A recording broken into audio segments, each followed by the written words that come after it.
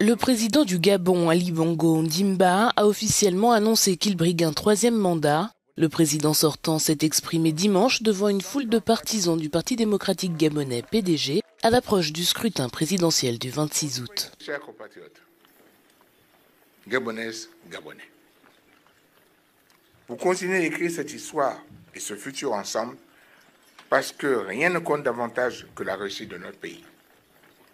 Parce que rien ne compte davantage que votre réussite à vous.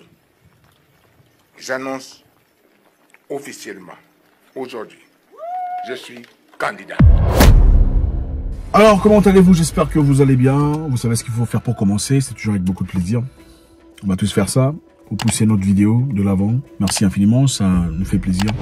Grand courage à tous nos frères gabonais qui nous suivent aujourd'hui. En tout cas, si vous en avez l'opportunité. Nous sommes ensemble, c'est la famille, nous vous aimons, vous avez notre soutien. Le Gabon traverse un moment particulièrement difficile pour l'instant, nous le savons, nous vous avons dans nos prières. Ce qui est clair est que le Gabonais veut un changement permanent et total.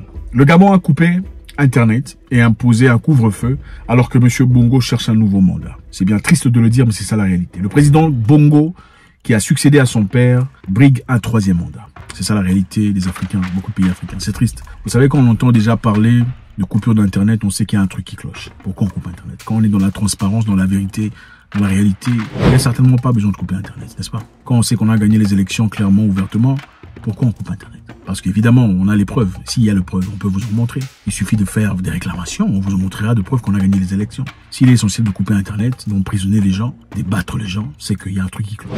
Le président sortant Ali Bongo Ondimba a cherché à être réélu pour le troisième mandat contre son principal challenger Albert Odro Ossa, un candidat consensuel présenté par 6 principaux partis d'opposition au sein du mouvement de coalition et d'alternance. Vous savez qu'on commence déjà des coalitions, c'est-à-dire que le pays va mal. Généralement, c'est parce que ça ne va pas très bien. Après toutes ces années, pour ceux qui connaissent, le Gabon est un très beau pays, un pays que nous admirons tous, un pays riche, beaucoup de pétrole. Les mesures montrent que la coupure d'Internet au Gabon est en place pour un troisième jour, a déclaré Netbook, une organisation à but non lucratif qui surveille l'ascension d'Internet sur X, anciennement connu sous le nom de Twitter. Les pannes d'Internet est susceptible de limiter la libre circulation de l'information en ligne, ce qui constituerait un défi pour la transparence des élections lors du décompte des votes, a déclaré Netbook.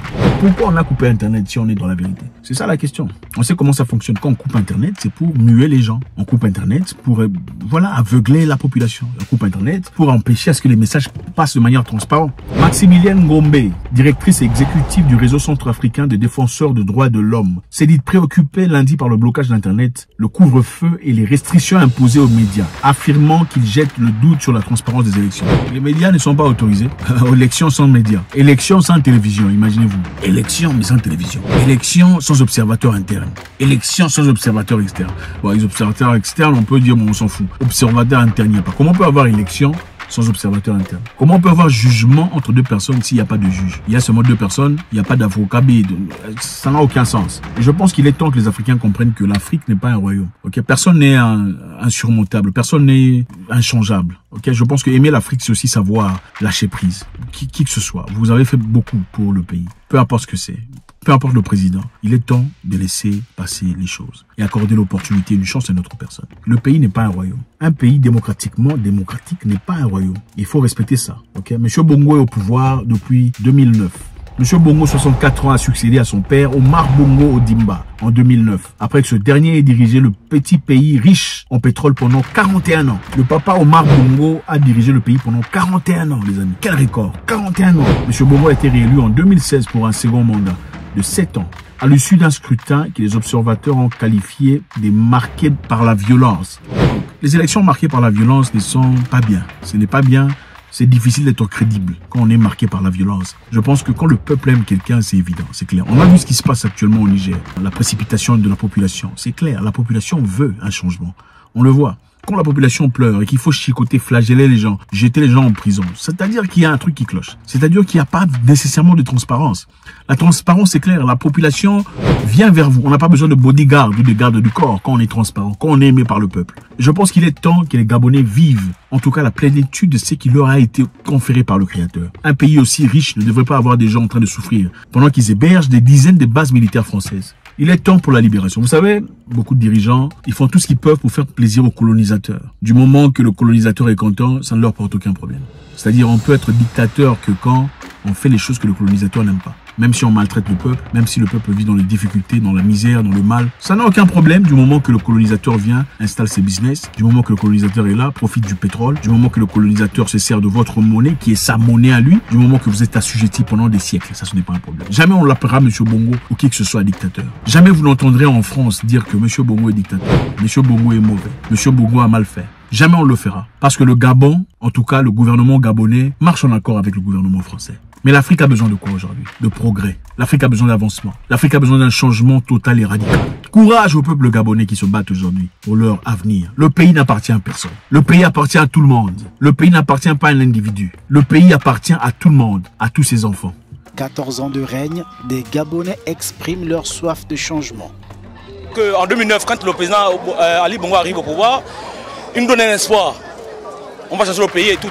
Mais on constate que depuis plus de 2 mandats qu'il a fait, donc les 14 ans qu'il a fait au pouvoir, rien n'a changé. Donc nous sommes pour l'alternance et le changement pour maintenant. Le vote doit bien se passer. Il ne faut pas qu'il y ait de heurts. Il faut qu'on donne le gagnant, le vrai gagnant. C'est pas celui-là n'a pas gagné, celui-là n'a pas gagné. Comme la dernière fois, j'ai été ici voté en 2016. On nous a annulé les bureaux de vote qui n'ont pas été repris. Et ce n'est pas normal, c'est inadmissible dans un pays de droit, de démocratie. Pour qu'il y ait un changement, pour qu'on puisse mettre fin à ce système Ali Bongo avait succédé à son père Omar Bongo Ondimba en 2009.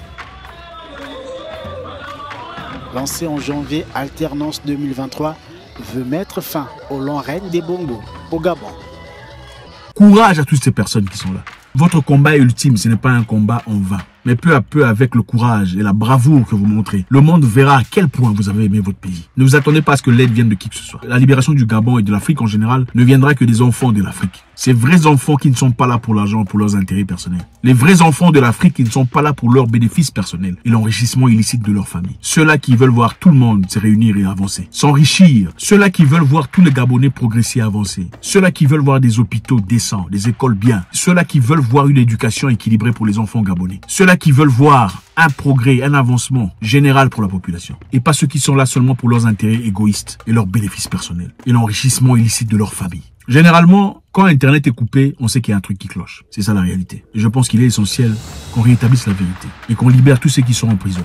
Et qu'on soigne tous ceux qui sont blessés. Et qu'on rétablisse leurs valeurs et leur dignité de manière la plus cohérente. Le combat est dur, mais le combat est important. Gabonais aujourd'hui, à l'instar du Niger, à l'instar du Mali, à l'instar du Burkina Faso, que le peuple gabonais se lève dans l'honnêteté et la droiture pour que jamais ne revive le Gabon les difficultés qu'il vit aujourd'hui.